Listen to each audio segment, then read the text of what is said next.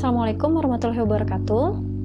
Pada video kali ini, saya akan menjelaskan mengenai jenis-jenis kernel konvolusi. Jika sebelumnya kita sudah membahas mengenai apa itu konvolusi, manfaat, implementasi, serta cara kerja, pada video kali ini kita akan membahas mengenai jenis-jenis kernel konvolusi. Pada video ini, saya akan coba menjelaskan mengenai tujuan dari konvolusi, yaitu image smoothing atau reduksi noise dengan menggunakan kernel main filter atau box filter, Gaussian filter, dan juga low pass filter. Kemudian untuk tujuan menajamkan citra atau sharpening image menggunakan high pass filter. Materi yang pertama, image smoothing atau noise reduction.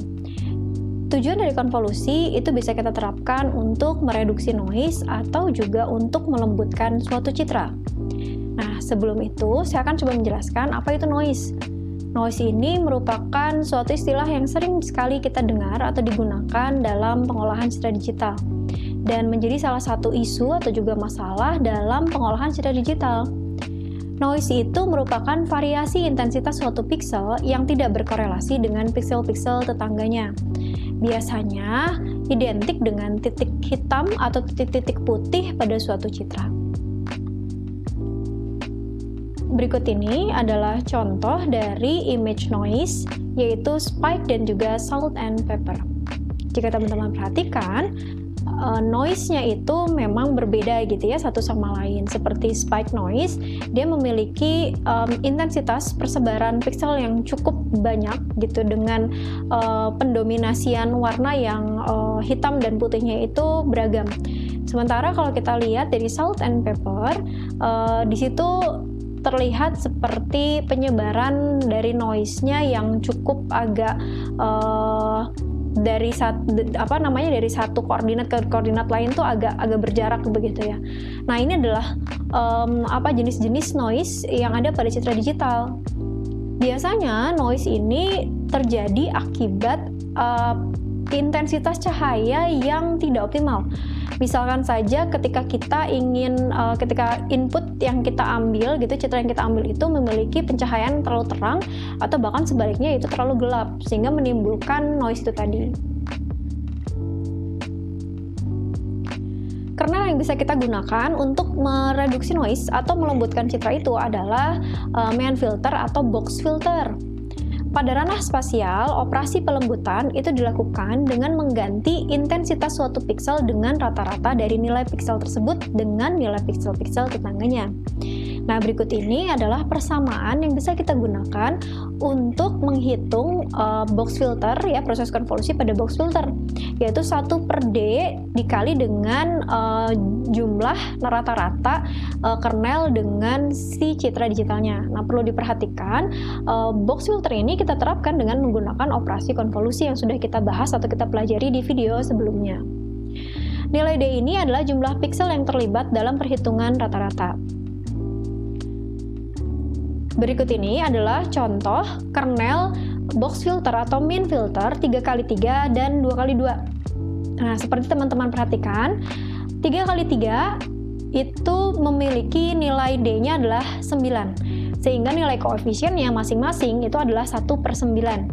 Sementara untuk kernel 2x2, nilai D-nya adalah 4, sehingga koefisien dari masing-masing di dalam kernelnya itu bernilai 1/4. Jadi kalau misalnya kita menggunakan kernel dengan ukuran 5x5, sehingga nilai koefisiennya adalah 1/25. Nah, biasanya pada saat komputasi itu akan lebih mudah jika nilai kernelnya, koefisiennya itu bernilai 1, kemudian nanti dikalikan dengan 1/D-nya. Jadi contohnya saja, jika kita ingin menggunakan kernel berukuran 3x3, nanti koefisiennya bernilai 1 semua, tapi nanti kita kalikan dengan 1/9. Begitu juga dengan kernel dimensi lainnya. Operasi pada filter ini memiliki efek pemerataan derajat keabuan, sehingga gambar yang diperoleh itu akan tampak lebih kabur atau kontras. Nah, efek pengaburan ini kita sebut dengan efek blurring. Efek blurring yang dihasilkan dari main filter itu bisa kita kurangi dengan proses thresholding atau pengambangan. Nah, prosesnya seperti apa? Seperti di persamaan berikut ini. Gx, Y sama dengan dia akan bernilai rata-ratanya ya, dia akan bernilai rata-ratanya, jadi 1/D itu kan nilai rata-rata tadi. Jika nilai piksel dikurangi nilai rata-ratanya itu lebih besar dari nilai T itu adalah nilai thresholdnya. Nilai T ini dapat kita tentukan sebagai nilai ambang. Jadi kalau nilai piksel kita kurangi dengan nilai rata-rata hasil konvolusinya, gitu ya, dari satu jendela itu, kalau ternyata lebih besar sama dengan nilai T, maka nilai dari hasil konvolusinya kita terapkan nilai dari hasil rata-rata tadi. Tapi jika nilainya lebih kecil dari nilai T-nya, maka nilai pikselnya itu tetap dengan nilai citra atau nilai piksel semula, jadi tidak berubah. Nah, seperti itu ya, supaya untuk mengurangi efek blurring hasil dari perata-rataan atau reduksi noise. Berikut ini adalah contoh hasil implementasi dari kernel main filter atau box filter. Jadi, jika kita inputkan gambar yang memiliki noise, setelah kita implementasikan dengan operasi konvolusi menggunakan kernel main filter akan menghasilkan efek blurring, namun di situ noise-nya akan hilang begitu ya, akan menghilangkan noise di situ. Jadi titik-titik noise-nya akan hilang, namun memberikan efek pelembutan, penghalusan atau efek blurring gitu ya, efek blurring dari suatu citra. Kernel berikutnya yang bisa digunakan untuk mereduksi noise yaitu Gaussian filter. Gaussian filter digunakan untuk proses penghalusan citra, pengaburan, menghilangkan detail, dan menghilangkan noise. Biasanya kernel Gaussian ini kernel yang cukup populer digunakan untuk mereduksi noise atau melembutkan citra.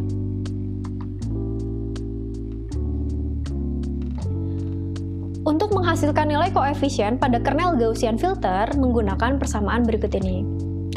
Gx, Y sama dengan 1/2 dikali V dikali tau kuadrat dikali eksponen minus X kuadrat ditambah Y kuadrat dibagi 2 dikali tau kuadrat. Nilai tau di sini adalah standar deviasi dan juga distribusi. Biasanya defaultnya bernilai 1. Nah, kita dapat mengatur nih tingkat kelembutan atau kehalusan dari suatu citra dengan mengatur nilai tau-nya. Semakin besar maka akan semakin halus hasil dari konvolusi penghalusan menggunakan Gaussian filter. Tapi harus diperhatikan, efek blurringnya juga akan semakin jelas sekali. Berikut ini adalah proses perhitungan untuk menentukan koefisien dari kernel Gaussian. G0,0 itu kita mencari nilai koefisien di koordinat 0,0 ya. Jadi kita ingin mencari nilai koefisien di koordinat kernel 0,0. Maka bisa kita terapkan X, Y-nya kita ganti 0,0, maka di situ G0,0 sama dengan 1 dibagi 2 kali V-nya 3,14 dikali tau-nya adalah 1 ya. 1 kuadrat dikali eksponen. Karena X-nya 0 maka 0 kuadrat dan karena Y-nya 0 juga berarti ditambah 0 kuadrat dibagi 2 dikali 1 kuadrat. Sehingga kita peroleh hasilnya adalah 0,1592. Berikut ini adalah kernel dari Gaussian filter 5x5. Dan tanda yang sudah dibulati itu adalah tadi koefisien yang sudah kita cari menggunakan persamaan fungsi 2 dimensi Gaussian filter. Nah, artinya kita dapat menggunakan persamaan yang tadi itu ya untuk menentukan nilai koefisien di koordinat yang lain. Nah, karena hasil yang diperoleh dari perhitungan tadi adalah pecahan, maka untuk menghasilkan nilai kernel yang bulat gitu ya, koefisiennya bernilai bulat, maka kita kalikan dengan 1/345 supaya menghasilkan nilai koefisien bilangan bulat. Kernel lain yang bisa kita gunakan untuk pelembutan citra, penghalusan citra atau reduksi noise itu adalah low pass filter. Nah, kernel H, X, Y pada operasi pelembutan citra disebut juga dengan low pass filter karena penapis tersebut akan menekan komponen yang berfrekuensi tinggi seperti pixel noise atau juga pixel tepi dan meloloskan komponen yang berfrekuensi rendah. Salah satu contoh dari low pass filter itu adalah kernel main filter atau box filter. Kernel low pass filter itu bisa kita buat dengan aturan sebagai berikut. Yang pertama, semua koefisien dari kernelnya itu harus bernilai positif. Yang kedua, jumlah semua koefisiennya itu harus sama dengan 1. Jika jumlah semua koefisiennya lebih besar dari 1, maka hasil konvolusinya akan menghasilkan penguatan. Artinya kita tidak bisa menghasilkan suatu citra pelembutan atau mereduksi noise. Bisa jadi menghasilkan efek lain dari hasil konvolusinya. Namun jika total koefisiennya kurang dari 1, itu akan menghasilkan penurunan dan nilai mutlak setiap piksel di seluruh bagian citranya akan berkurang. Efeknya adalah hasil pelembutannya akan tampak lebih gelap. Nah, jika teman-teman perhatikan sebelumnya, pada kernel main filter atau box filter, semua koefisiennya bernilai positif. Dan kalau kita totalkan, semua koefisien itu bernilai 1. Sehingga tadi saya sampaikan bahwa main filter atau box filter termasuk ke dalam low pass filter. Berikut ini adalah contoh-contoh dari kernel low pass filter. Nah, jadi kalau teman-teman lihat, dari 3 kernel tersebut, semuanya bernilai positif. Dan masing-masing kalau kita totalkan, itu akan berjumlah sama dengan 1. Berikutnya adalah sharpening image atau penajaman image. Operasi penajaman citra itu bertujuan untuk memperjelas tepi pada objek citra atau menghilangkan bagian citra yang lembut dari efek blurring proses mereduksi noise. Operasi penajaman itu dilakukan dengan cara meloloskan frekuensi yang tinggi, atau kita gunakan high pass filter. Jadi kebalikan dengan pelembutan citra yang menggunakan low pass filter. Kalau untuk penajaman citra kita menggunakan high pass filter, di mana high pass filter itu akan meloloskan frekuensi yang tinggi dan akan menekan frekuensi yang rendah. Nah, karena penajaman citra itu lebih berpengaruh terhadap tepi atau edge dari suatu citra, maka biasanya penajaman citra juga disebut dengan penajaman tepi atau edge sharpening, atau juga disebut dengan peningkatan kualitas tepi atau edge enhancement. Berikut ini adalah contoh dari hasil proses penajaman citra. Jadi jika kita inputkan citra hasil reduksi noise gitu ya, yang memiliki efek samping blurring, itu bisa kita lakukan perbaikan dengan cara menajamkan tepiannya. Jadi seperti yang ada di gambar, hasil proses dari konvolusi menggunakan high pass filter itu akan memberikan efek penajaman pada tepian bagian dari objek-objek di citra. High pass filter memiliki aturan seperti halnya low pass filter.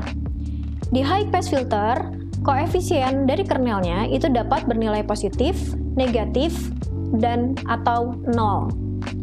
Dan jika kita totalkan semua koefisiennya akan bernilai 0 atau 1. Jika jumlah koefisiennya sama dengan 0, maka komponen yang berfrekuensi rendah akan turun nilainya. Namun, jika jumlah koefisiennya sama dengan 1, maka komponen yang berfrekuensi rendah akan tetap sama dengan nilai semula. Berikut ini adalah contoh dari kernel high pass filter. Jika teman-teman perhatikan, seperti pada kernel yang pertama, itu menggunakan kombinasi bilangan positif dan juga bilangan negatif.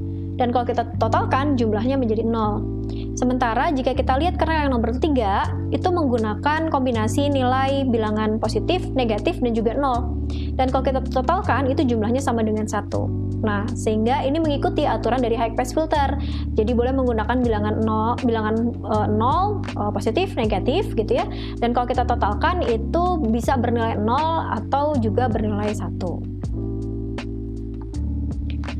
Berikut ini adalah contoh hasil implementasi dari high pass filter, di mana citra A itu adalah citra inputannya dan citra B, C, D itu adalah hasil dari konvolusi menggunakan high pass filter kernel kedua, 3, dan 4 di slide yang sebelumnya.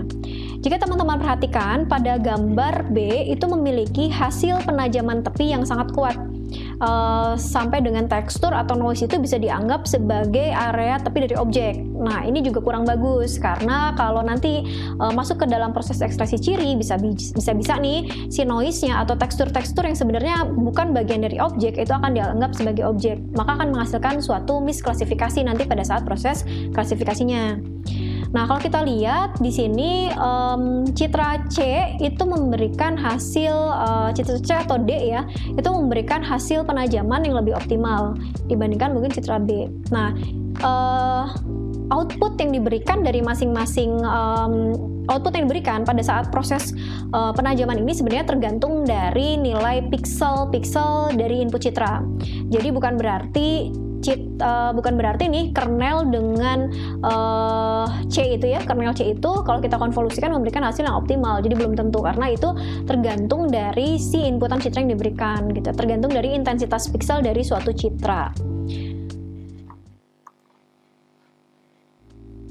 Sekian video penjelasan kita kali ini. Terima kasih banyak atas perhatiannya. Wassalamualaikum warahmatullahi wabarakatuh.